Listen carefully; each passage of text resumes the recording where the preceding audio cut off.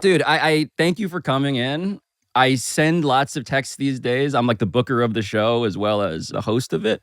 But this one in specific, I actually didn't know how you would respond when I asked you to do this. Really? Hey, do you want to relive high school together in a way that may just embarrass not just you, but like one of the biggest musicians, celebrities in American history? Listen, I had a little bit of trouble going to sleep last night, but if we go through this together, I think it could be great. Okay, so that is the sleepless voice of Patrick Wolf, who is a protagonist in a pretty batshit core memory that I've had lodged in my brain, and this is not an exaggeration, for more than 20 years now. Ever since Pat and I were classmates at Regis High School, an all-boys school, crucially, here in New York City. Now, I haven't seen Pat in person more than a couple times over the last couple decades, typically always at Regis reunions. But we here at PTFO started this week with an episode about pop stardom, effectively, and the journalism of Netflix's unreleased Prince documentary. And so what I figured I should do was fact-check my own set of hazy recollections here, with a primary source who has been a musician since we were teenagers. The rehearsals would take place after school in the cafeteria downstairs. And on one such rehearsal day, I was coming downstairs. I had gotten rid of my books, everything in the locker rooms, and I was coming around the hallway there in the basement. And I saw that, oh no, there's a band already playing in there. As I opened the cafeteria doors, I can hear that, oh wow, there's a girl singer. And as I walk into the full view of the cafeteria, I remember this. I walk down, so I'm like walking down Broadway. The chairs are on the sides, and like it's just like a framed thing. And I see, a petite girl on vocals, and then 3 Regis guys behind her, backing her up. And she is just crushing it. A 14-year-old ready for prime time is really how I can describe it.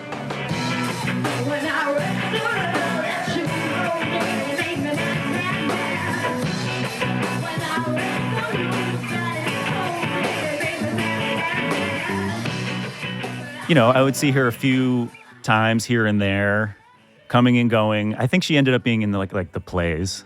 One look and I'm done. One glance from your eyes and I'm captivated. She had a certain confidence or swagger about her. Because it seemed like she was aware of her talent, maybe. Not in a bad way, but I think she knew what was up. And then she was coming in here to this school with just sitting ducks, just mowing guys down with whatever she was doing. It was ridiculous. It's so true. Myself included, anyone in a 500-foot radius. When I think of the idea that, she was a knockout, I mean that in every possible sense. Yeah. As a girl who is talented in ways that were honestly difficult to comprehend. And also at that age, especially. At that age, and someone who also just hormonally, I was like, what? Yeah. Who is this creature? Well, her name was and is Stefani Germanotta.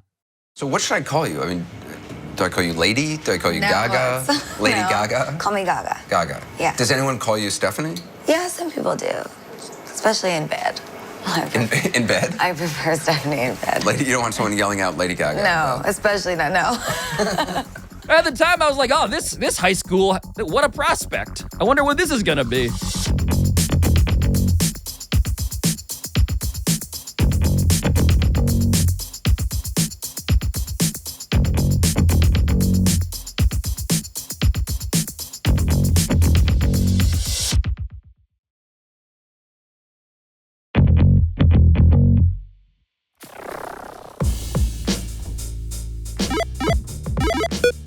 All right, this is an episode about that person we all grew up with, or went to school with, or just kind of randomly encountered when we were younger, a lot younger maybe, in real life, who then went on to become something that made you want to claim them, as if you knew all along that they were gonna be a star. Someone who might perform at the opening ceremony of this year's Olympics, for instance. Or famously wear a dress made entirely of raw meat to the MTV Video Music Awards in 2010. Or win 13 Grammys, and also an Oscar for A Star Is Born, appropriately enough. Let alone star in a, weird Joker sequel that just came out last week.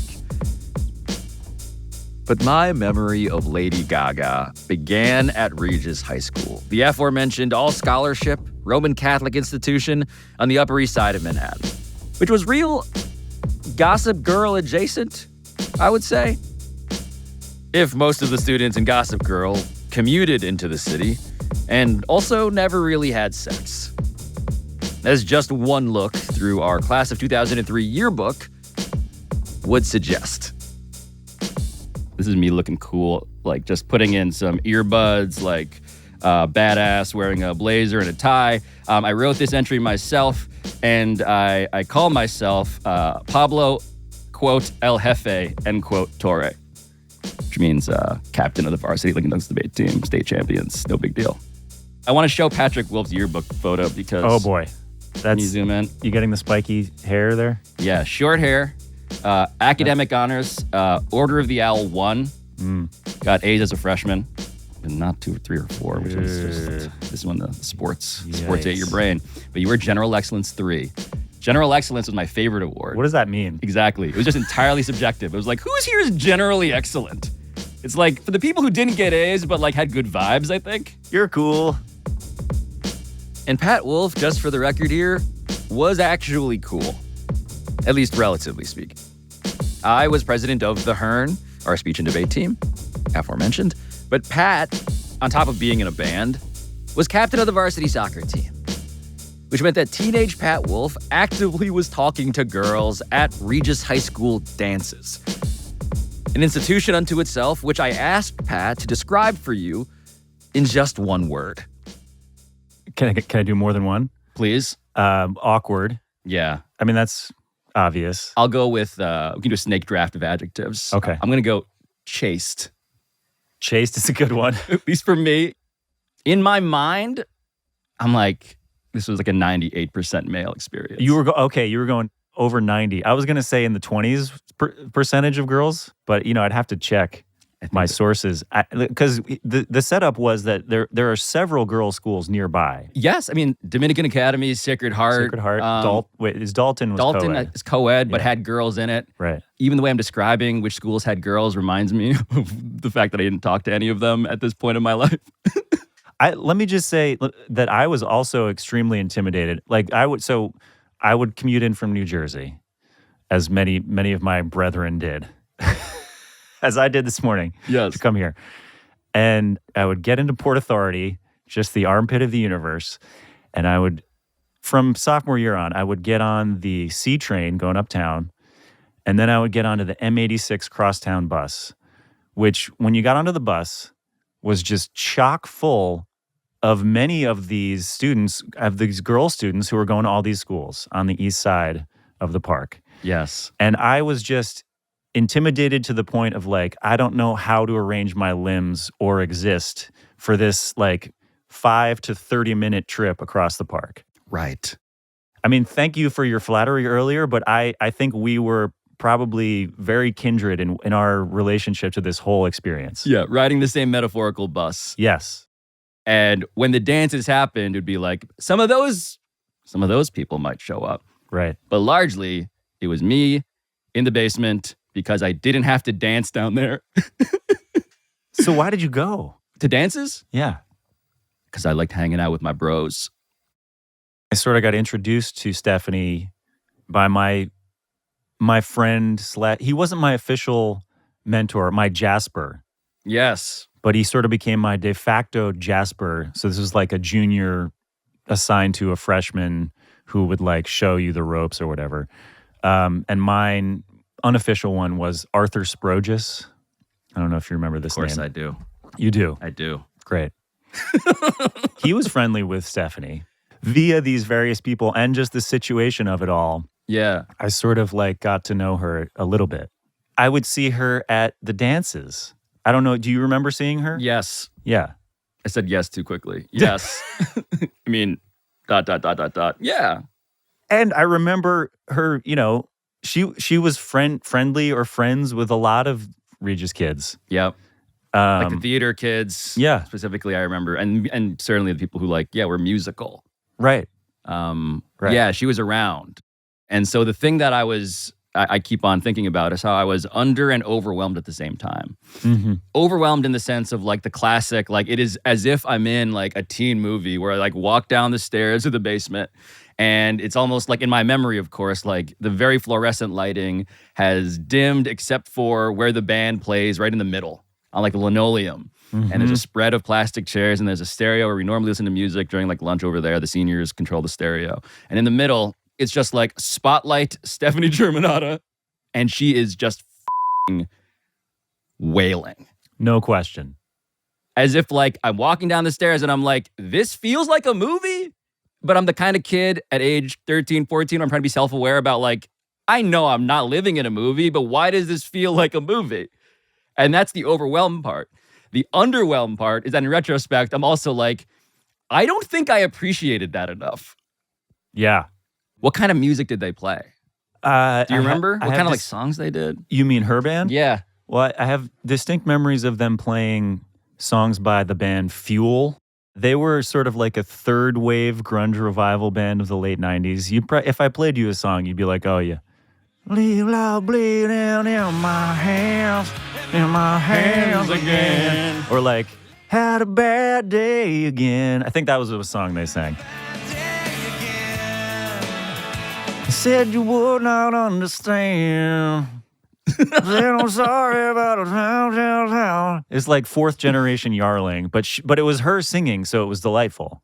I think they played 25 or 624, but who's that? Chicago.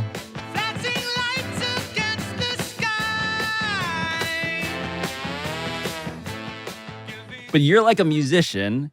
You actually sing, you play guitar, your guitar, that is your guitar? That's my guitar. I guess we should say that for context. Yes. If you didn't know by Pat's Fuel karaoke that he just did, actually accomplished musician, Goodnight, Texas is your band. That is your guitar right in the corner of the studio that you brought in because you're on your way to actually doing professional music at some point after this. Always have it on me. And I wanted to know your scouting report, the honest scouting report of your memory, hazy as it is with everything, time, hormones, literal, whatever, sound, speaker quality of the Regis High School cafeteria. What was it in your mind to process this? How did you grade Stefani Germanotta as a prospect? I don't want to end up sounding like a fool and starting to go toe-to-toe on sports, but I'm trying to think of who is the most touted prospect of the last generation or two. You thought she was LeBron. In my experience up to that point, she was the LeBron. I had never seen not even close. This is the talent that we've been waiting for. It's talent combined with presence, I guess. As I said before, some sort of self-awareness and confidence in a way that's not I don't mean to disparage her by saying this, but she had already figured out what she was able to do at that age. So I'm going to jump on this LeBron 30 for 30 testimony that we're now going to start to give. I do feel like she was older than everybody else, even though she wasn't. Yes, and shorter. No offense. True. Yeah. True. There was this very dissonant package of small teenage girl, but bigger in just every psychological impression. Yes. Again, with LeBron, it's is it maturity? Well, kind of. But it is, I think, more a sense of what you're f***ing amazing at. Mm-hmm. And everybody around sort of bending around that gravitational field as if it's palpable. That's what you feel. Except I never raised my hand, Pat, and was we're watching history, guys. We didn't buy low. No. I was mostly just again, not perverse to say this, mostly just wow, this Sacred Heart student right is just making me feel things in a way that is the most cliched cinematic response to attractive girl spotlit in a band. Cinematic is the word, yeah. The sequence for me, I'm going to jump around in the timeline a little bit. When I was in freshman year of college, I got a shiny new Facebook invite. You went to one of the early adopters. I was the 199th person to ever join Facebook. NBD, no big deal. Who's counting? Yeah. Me. Clearly. These are the two stories I tell, by the way. The Lady Gaga story, which I'm fact-checking now, and the one about how I was number 199. This is the pinnacle of your journalistic career right here. Unfortunate and true. So I got a Facebook invite to go to a show at, I think it was the Bitter End in New York City, featuring Lady Gaga and the Plastic Gaga Band. I looked at it the first time and I was like, what is that? This is spam. And then I was checking my email again, trying to be thorough. I didn't want to miss anything. I was a freshman in college. Right. This is like 03. 03. Yeah. And I looked at it again. I clicked on it, opened it, and I saw a picture in the invite. And I looked a little bit closer and I saw that plainly that is Stefani Germanotta, really having worked on her look. Not that she hadn't had a look before, but she really right. had a session and was like, I'm going to go for it with my look. Got a good photo shoot and apparently named her band Lady Gaga and the Plastic Gaga Band. And my reaction was sort of like, that's weird. Ha ha. See ya never or later. I don't know. That's never going to work. Yeah. I wouldn't have gone with that one. Right. I have some notes on that. Who told you to do that? Right, Gaga, what the does that mean? Yeah. But not wishing ill, Yeah, I'm in Connecticut. You're in the throbbing heart of New York City. Right. Trying to make it as a musician. Cool. Yeah. I'm not going to go to that show. I'm not going to ride a Peter Pan bus to Port Authority to go to that show. I'm not going to Funghua bus ride my way to the Bitter End to see what is this Lady Gaga and the Plastic what the f***'s like. Yeah, not for me. Right. I mean, not necessarily not for me, but just not whatever. It's not going to happen logistically. Yeah, cool, whatever, as you move it into the rest of your inbox. Yeah, right. One vignette. Next vignette. I guess it's Just Dance. Just Dance came out. 2008. Would that be the moment? I'm going to Google this. April 8th, 2008. Okay, yes. So that's we're out of college. Yeah. Just Dance drops along with her album, I guess, soon after, The Fame. That's right. Which, to call your first album The Fame is quite a thing. It's kind of like having Chosen One tattooed on your back. A little bit. But again, it goes back to that's a confidence. That's a swagger. Right. You could look at it from a few angles what is she saying about The Fame? I don't know. Is it good? Is it bad? It's both. It's many things, but I have it or I'm looking at it or I don't know. I'm it. I'm it. It's it's a power wielding, but potentially a commentary. This is where I should name what is on this album. Okay. Track number 1 on The Fame is Just Dance. Obviously. Yeah. Number 2 is Love Game. Number 3 is Paparazzi. Number 4 is Poker Face, which is a ridiculous run to begin your first album. AA, oh my God. AA, Nothing Else I Can Say. Another song that I know the beats of. Then Beautiful, Dirty, Rich, The Fame, Money Honey, Starstruck, Boys, Boys, Boys, Paper Gangsta, Brown Eyes, I Like It Rough, Summer Boy, Disco Heaven. That's a rookie season. For real. So in that moment, for me, I feel like all of us who were in this vague situation have this sort of similar trajectory where it's we had the seed planted, haha, here's this girl, she's cool. And then later, oh, wait, that was her.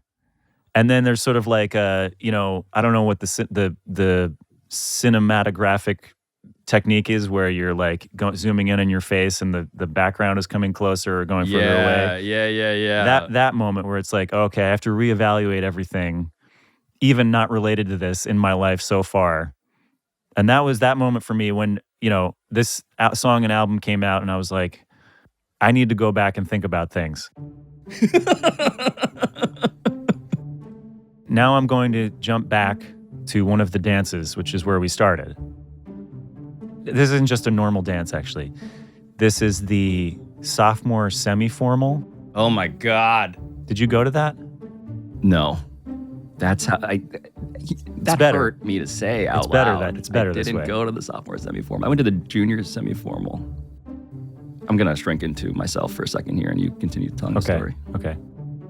What happened in the weeks leading up to the sophomore semi-formal was that, the guitar club was in full swing. All of the aforementioned rehearsal and interaction was happening. By the way, if I didn't make it clear earlier, my band was terrible. Specifically me.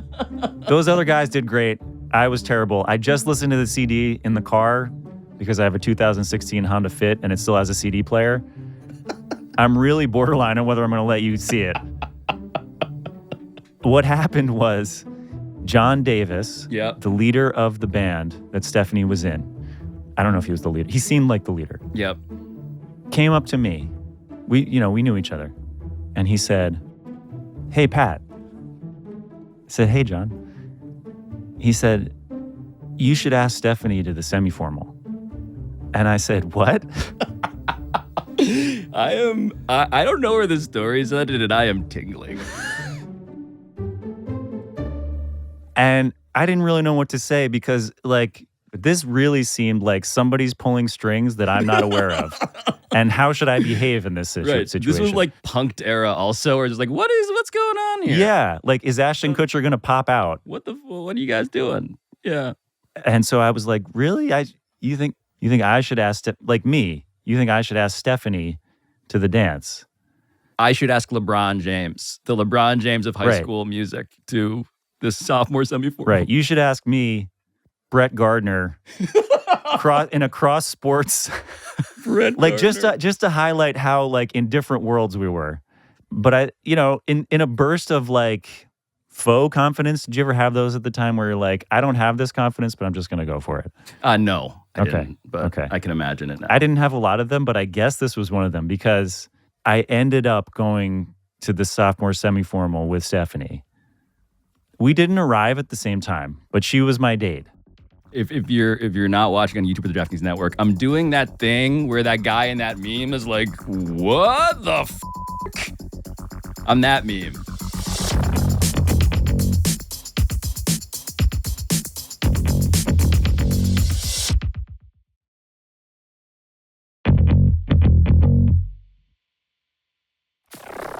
How did you ask her?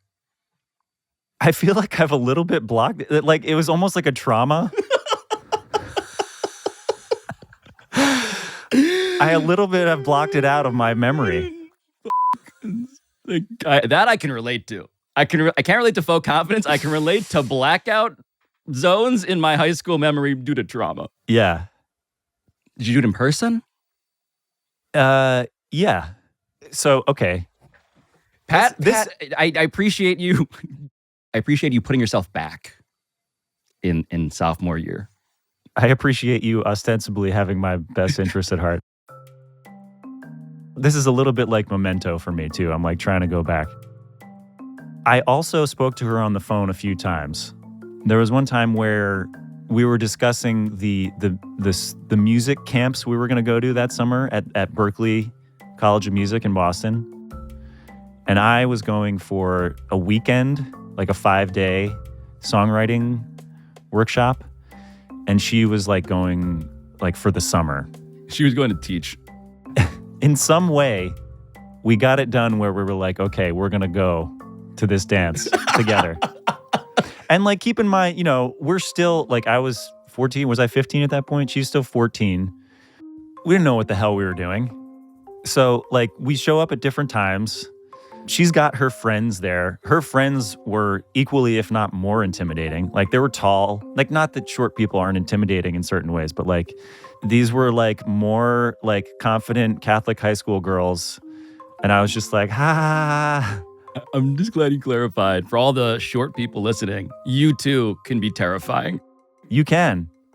She just had a wide variety of intimidating friends, from my perspective. What are you wearing to the sophomore semi-formal? Do you remember generally what you would have worn? What she was wearing? Just paint the picture, Pat. Well, I have the only real picture, the only real evidence. I will say that as you've been recalling this, I'm like, is Pat hallucinating? That's also possible. But this is the only real evidence. Hold on. This is... Oh, man. So this is, I guess, it's an important artifact that reminds me that digital cameras... Was this a digital camera? Is this a scan? It looks like a scan of a printed photograph. It does. It might have been a disposable camera that somebody took to CVS, printed, gave to me. I kept the 4x6s. Yep. And my dad scanned it and emailed it to me at college in 2008 when I was like, hey, can you email me that photo? Everybody's asking. Everybody's asking. They've been asking, what did it look like when Pat and Lady Gaga went to the sophomore semi-formal? And the smile on your face, how would you describe that? Apart from me, just like how mortified I am right now in this moment. Yes. Aspirational. Hiding deep terror. Yeah. I would almost go for disoriented. Disoriented is probably more accurate. Yes, that's correct. She's smiling like a normal person. Yes. Like just innocently not thinking, there's going to be a podcast that comes out one day where this photo will wind up. Right. At the time, you're wearing a shirt and tie, and she's wearing like a nice, formal dress style cocktail attire thing.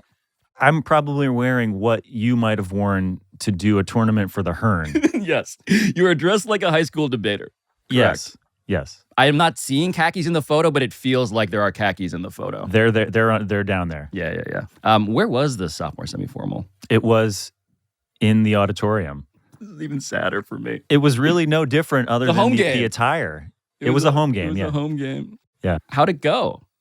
It was sort of awkward in the sense that I didn't know how to triangulate myself to her or anyone. And my head was in a little bit of a spin because she kind of had her posse, as I described. I mean, I had my posse, but they sort of dispersed in a way.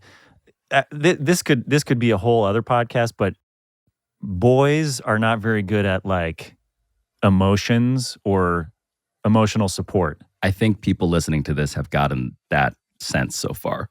If not from this episode, then maybe others. Yeah, perhaps all of them. Yeah.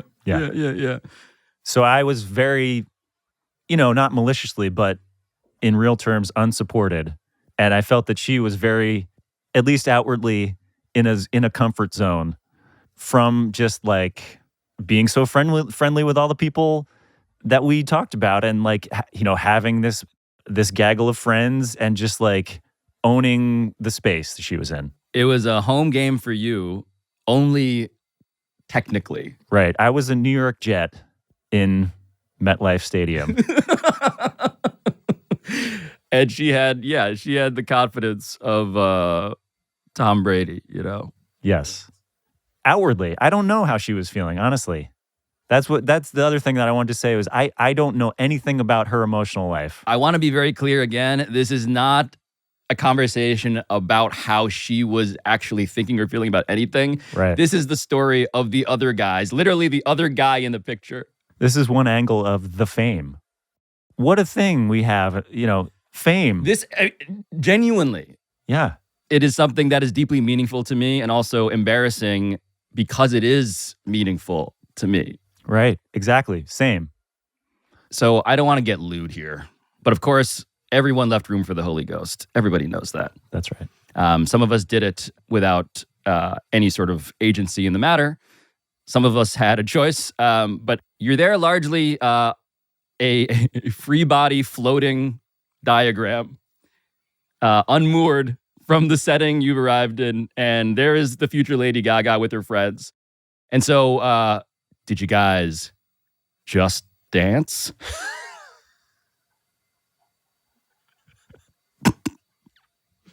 Are we kind of cut to commercial right there? Right now on the DraftKings Network, if you want to bet a super boost, did Pat Wolf grind on Lady Gaga? We're offering those odds currently at plus 9 million. So I'm going to be perfectly honest and tell you that this is the pinnacle of our physical connection right here. She's literally above you. She's taller than you in this photograph somehow. She's like, Well, she decided in that moment that she was going to sit on my leg. yep, That's why she looks taller than me. We're sitting. yep. Against the power move. It's a power move. It was brief. That was the pinnacle, as I said, of our physical connection. I cannot be any more honest than that. We believe you. Yes. So at the end of the night, how do things resolve? It's sort of like the night sort of ended like a wisp of cold wind going out the door. Like, did that just happen? Like, did I totally screw that up? Like, what is happening to me now? Like, what should I have done before? I don't understand who I am. What is the feeling of what you were experiencing if you were to choose a musical reference to convey that scene in the movie? What is it? What's the opposite of a crescendo? Yeah. Oh, well, technically it's a decrescendo. It's a I'm nodding along. I can't. Yeah, it's almost tell you like otherwise. it's almost like, it was sort of rising to a fever pitch, and like the band was building or the orchestra was building, and then all of a sudden there's silence, and then there's just a guy standing alone, like strumming a guitar, like being emo, is sort of, Yes. from my perspective. Yeah. Would it be too much for me to imagine also just like almost like a whoopee cushion, just like exhaling as well? Yeah, we could throw that in there.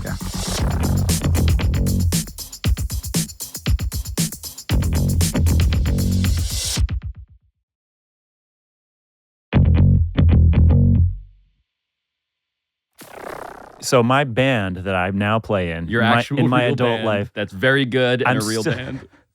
that's nice of you to say. It is. It's all that's true. I'm still in a band, however impractical that is. It's called Goodnight, Texas, which, by the way, none of us are from Texas. I lived in North Carolina, where my wife, Mary, grew up and where she was going to med school. Shout out to Mary, by the way. Absolutely. I'm sorry that this has been embarrassing for your husband and for his classmate, but clearly he made the right choice eventually. Proceed. I love her so much. We were going to have a nice day together today because she's off, and I squandered it all on a podcast. So the first record that I did with Avi before we had Goodnight, Texas, it was just the two of us as a folk duo. That record was called Coattails. The last track on that is called Coattails, is a song that I wrote. And the lyrics are, I knew you once when I was young. I could sing it for you. That's why I brought my guitar. Are you serious? I mean, yeah, Could you do that? sure. Is that weird? I mean, I could read more of my yearbook, or you could actually play the song that I feel like encapsulates the reason that I brought you here without even knowing that reason. I would maybe feel remiss if I didn't do it. Can we do that? I would love that. Okay. Please indulge. Okay, tell me logistically what I need to do here. I think you just gotta take off your headphones and unzip the sword in the sheath. We're gonna get one more mic in here. Okay. We're gonna tiny desk this. I knew you once when I was young. That was a long time ago. And I must admit, I dreamed of you last night. You didn't even recognize me. I felt like such a fool. My brain's been fried by the internet, and maybe yours has too. Now all the people can't believe their eyes, and now it's sinking in. Oh, someday I'll get wise.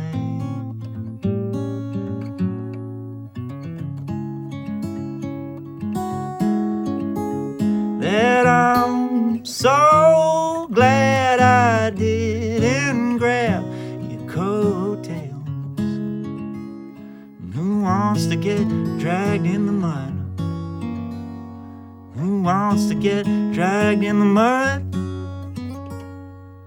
On their way to the ball. On their way to the ball.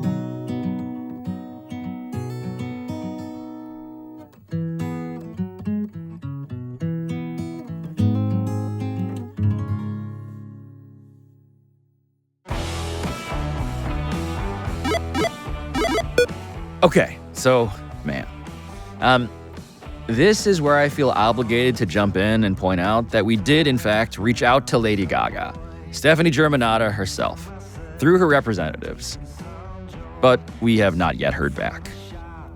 Which is, to be very clear, extremely understandable, given that, I have never reached out to her before and would never presume that she would want to participate in what we just gave to you. But I also should point out that the song you're hearing right now, underneath this very voiceover, is another song from Pat Wolf. It's called Runaways. It's the sort of music that he's playing with Goodnight, Texas in the present tense, and this one features Kirk Hammett from Metallica, by the way, somebody else who knows quite a bit about rock stardom. You can find this song on Goodnight, Texas's most recent album, titled Signals, which they released in July, and hopefully when you listen to it, you get a sense of where this all started, maybe. Which leaves me with just one more thing that I should probably tell Pat Wolf. Pat, I don't think we've ever had a crescendo quite like that. Thank you for helping me find out what actually happened in my brain and everywhere else, I guess, inside the Reedus High School cafeteria approximately 20 to 25 years ago.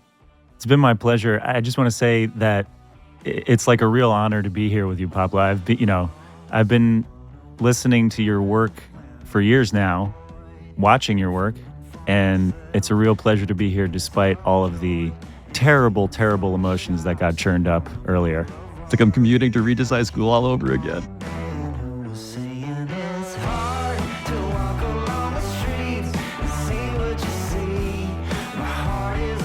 This has been Pablo Torre Finds Out, a Meadowlark Media production. And I'll talk to you next time.